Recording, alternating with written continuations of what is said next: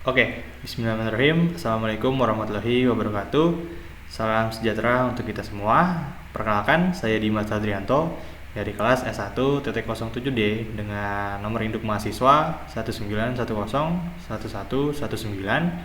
Di sini saya akan sedikit menjelaskan mengenai post-test dari mata kuliah praktikum mikroprosesor semester 4 dengan dosen pengampu yaitu Bapak Mas Ali Afandi, SST, MT. Oke, pada proses ini saya mendapatkan modul 3 dengan basican materi yaitu komunikasi I2C, digital sensor, dan keypad. Pertama-tama kita akan bahas apa sih komunikasi I2C. I2C itu bisa dibilang Integrated Circuit, merupakan jalur komunikasi serial multimaster. Dengan menggunakan komunikasi I2C, hanya memerlukan dua jalur untuk berkomunikasi antar perangkat, di mana yang pertama ada SCL atau bisa dibilang serial clock, merupakan jalur yang digunakan untuk mensinkronisasi transfer data pada jalur I2C. Sedangkan SDA atau serial data merupakan jalur untuk data. Nah, di sini kita bisa lihat ada gambar yaitu ada Arduino dan juga ada serial dari komunikasi I2C. Kemudian di sini kita akan lanjut ke DHT atau Digital Humidity Temperature 11. DHT11 sendiri merupakan salah satu sensor yang dapat mengukur dua parameter lingkungan sekaligus. Yang pertama yaitu ada suhu dan juga kelembaban udara atau humidity. Kemudian dalam sensor ini terdapat sebuah termistor tipe NTC di mana NTC tersendiri itu negatif temperature coefficient, di mana fungsinya itu untuk mengukur suhu. Kemudian sebuah sensor kelembaban tipe resistif dan sebuah microcontroller dengan 8 bit yang mengolah kedua sensor tersebut dan mengirim hasilnya ke poin output dengan format single wire dan bidirectional atau bisa dibilang kabel tunggal dua arah. Nah, DHT sendiri ini ada spesifikasinya. Yang pertama itu ada pengukuran kelembaban udara, ada resolusi pengukuran, ada repeatability, kemudian ada akurasi pengukuran, ada interchangeability, ada waktu respon, hysteresis, dan long term stability. Kemudian ada spesifikasi pengukuran temperatur, di mana resolusi pengukurannya sama seperti kelembaban udara, yaitu 16 bit. Kemudian repeatability-nya itu bisa kurang dari 0,2 derajat Celcius, kemudian range-nya itu di antara 25 derajat Celcius sampai dengan 2 derajat Celcius, ada waktu responnya juga sampai dengan 10 detik. Kemudian karakteristik elektrikalnya, power supply-nya bisa sampai dengan 3,5 sampai 5,5 volt. Kemudian konsumsi arusnya bisa sampai 0,3 mA dan bisa standby sampai 60 mA. Kemudian ada periode sampling, ya, bisa dibilang lebih dari 2 detik. Nah, yang terakhir ada keypad matrix 4x4. Di sini keypad sendiri berfungsi sebagai interface antar perangkat mesin elektronik dengan manusia atau dikenal dengan istilah HMI, yaitu Human Machine Interface. Matrix keypad 4x4 sendiri merupakan salah satu contoh keypad yang dapat digunakan untuk berkomunikasi antara manusia dengan microcontroller, di mana proses scanning untuk membaca penekanan tombol pada matrix keypad 4x4 ini untuk microcontroller di atas dilakukan secara bertahap, di mana yang pertama itu kolom demi kolom, kemudian dari kolom pertama sampai dengan kolom keempat dan baris pertama hingga baris keempat. Nah, bisa dilihat di sini ada gambarnya, yaitu kita baca dulu dari kolom pertama, dari 1 kemudian ke bawah, kemudian 2 ke bawah, 3 ke bawah, dan A ke bawah. Kemudian untuk baris pertama hingga baris keempat yaitu 1 ke samping, 4 ke samping, 7 ke samping, dan bintang ke samping. Nah, untuk kita mencoba atau kita lakukan percobaan untuk modul 3 ini yaitu komunikasi I2C, digital sensor, dan keypad.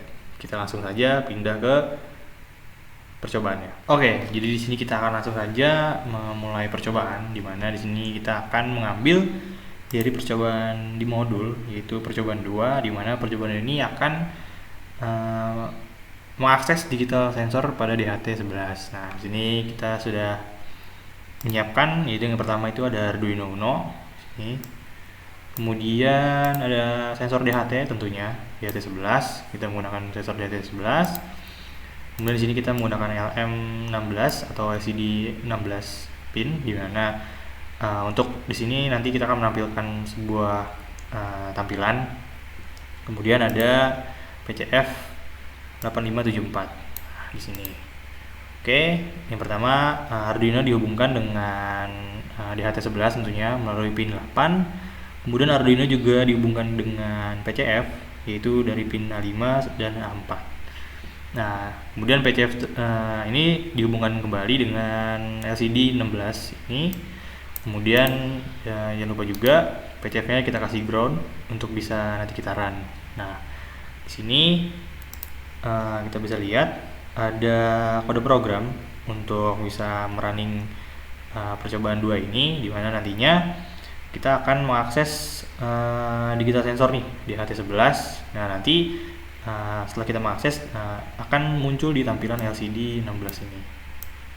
Oke, sini kita bakal copy terlebih dahulu nih kode programnya, ada include sampai dengan void loop sini.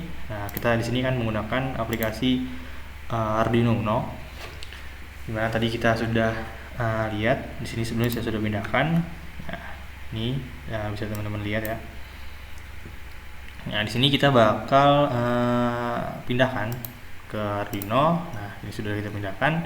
Kemudian kita simpan dengan file yang kita mau. Di sini saya namakan dengan post test. Kemudian di sini kita bakal verify terlebih dahulu apakah ada kesalahan atau tidak pada program ini. Oke, kita tunggu terlebih dahulu untuk proses compiling sketch.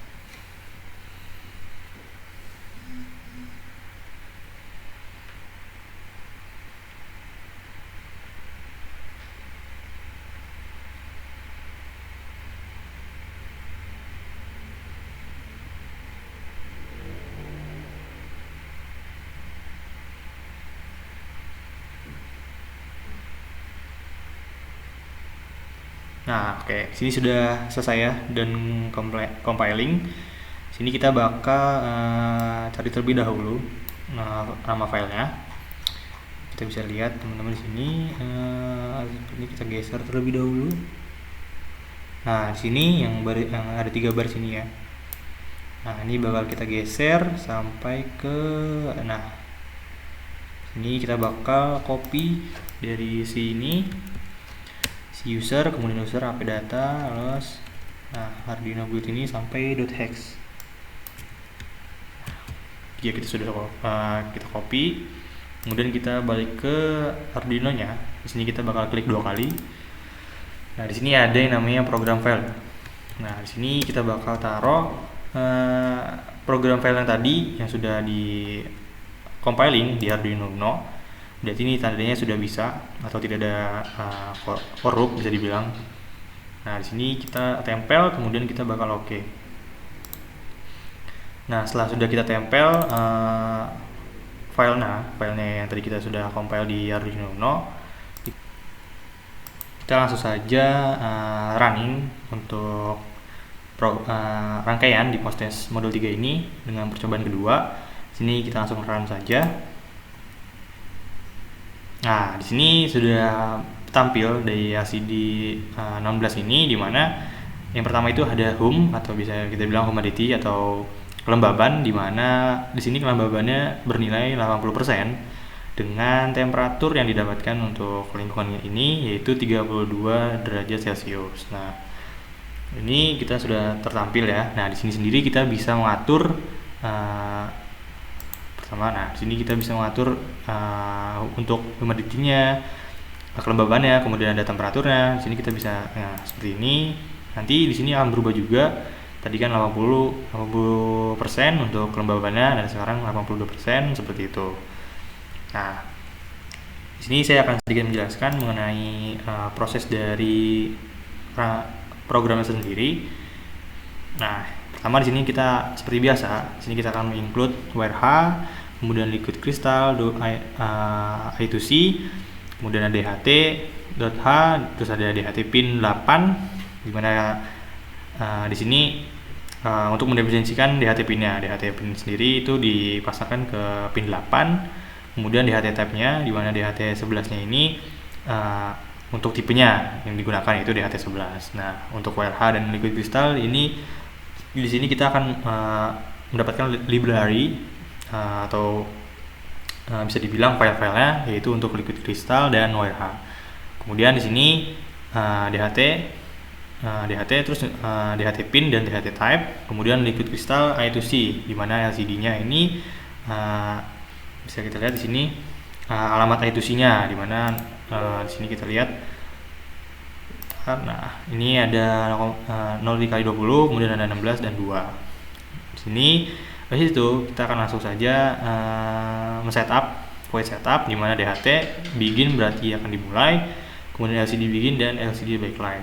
Nah, di sini kita akan langsung masuk ke void loop untuk percobaannya, di mana yang pertama kita akan mendefinisikan atau bisa dibilang memvariabelkan humidity dengan integer.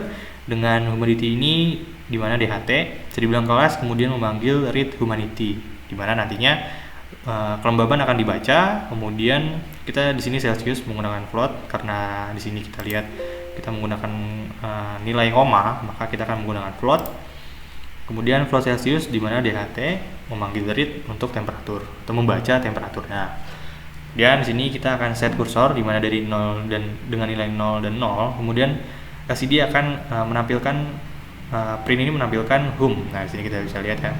Sini. Nah, sini ada hum, kemudian di mana hum ini yang berarti humidity atau kelembapan. Nah, kemudian print ini tanda persen ini menandakan bahwasanya nilainya dari humidity-nya atau kelembapannya kita di sini mengambil dengan satuan persen. Kemudian set kursor berikutnya yaitu nilai 0,1 yang menandakan berarti tadi kan 0,0 anggap saja yang pertama. Nah, kemudian ini yang kedua. Untuk kursor yang kedua kita di sini berikan nilai 1, di mana kursor ini akan menampilkan temperatur. Di sini LCD print kita lihat di sini dengan outputan temp. Kemudian nanti LCD print juga akan membaca Celsius atau derajatnya nih, berapa sih dari suhu di lingkungan ini. Kemudian nanti baru Celsius ini akan dibaca dengan satuan char, di mana dengan nilai 223. Kemudian nanti LCD juga akan menampilkan satuannya yaitu derajat Celsius. Kemudian di sini ada delay sekitar 0,5 detik untuk tadi kita merubah-rubah dari nilai sini kita lihat bisa rubah di sini, kita bisa tinggikan. Nah, di sini ada delay 0,5 detik untuk LCD bisa menampilkan dari DHT yang sudah kita atur. Nah, ini misalnya 81%, 82%. Nah, untuk di sini nanti bisa dirubah juga 32 derajat Celcius, 33 derajat Celcius sampai segitunya. Nah, untuk kegunaan dari DHT ini sendiri seperti biasa, DHT ini kan tadi kita sudah lihat sebelumnya, di mana menjadi pengukur suhu dan kelembaban di suatu lingkungan. Nah, biasanya ini bisa diterapin untuk bisa dibilang sensor suhu juga bisa. Jika sekarang kan keadaannya corona, nah itu bisa mengukur suhu tubuh atau mungkin suhu lingkungan untuk bisa dibilang nanti ada ruangan yang khusus untuk menaruh apapun itu, misalnya untuk makanan. Nah, nanti tinggal ditaruh sensor suhu ini dan kelembaban. Nah, nanti kita bisa lihat nih berarti kelembabannya berapa, suhu di sekitar ruangan ini tuh berapa gitu. Ini juga bisa menjadi alat tolak ukur untuk kita menentukan seberapa bagus sih kita bisa menaruh makanan, atau mungkin bisa kita tinggali gitu, misalnya dengan kelembaban segini berarti kita bisa hidup. Kemudian untuk makanan yang bisa bertahan misalnya 1 hari, 2 hari, kemudian temperaturnya atau suhu ruangannya itu bisa, untuk makanan tuh bisa bertahan berapa hari sih, seperti itu. Mungkin itu untuk kegunaan dari DHT11 ini pada modul 3 untuk postes mata kuliah praktikum mikroprosesor. Oke, mungkin cukup sekian yang bisa saya sampaikan mengenai tugas postes dari mata kuliah praktikum mikroprosesor dengan modul yang saya dapatkan, yaitu modul 3 dengan materi komunikasi I2C, digital sensor, dan keypad. Semoga dengan video ini bisa memenuhi tugas dari postes praktikum mikroprosesor dan bisa bermanfaat buat teman-teman semua. Terima kasih telah menonton video ini. Semoga bermanfaat. Mohon maaf bila ada kata-kata yang kurang berkenan. Terima kasih dan wabillahi taufiq wal hidayah. Wassalamualaikum warahmatullahi wabarakatuh. See you.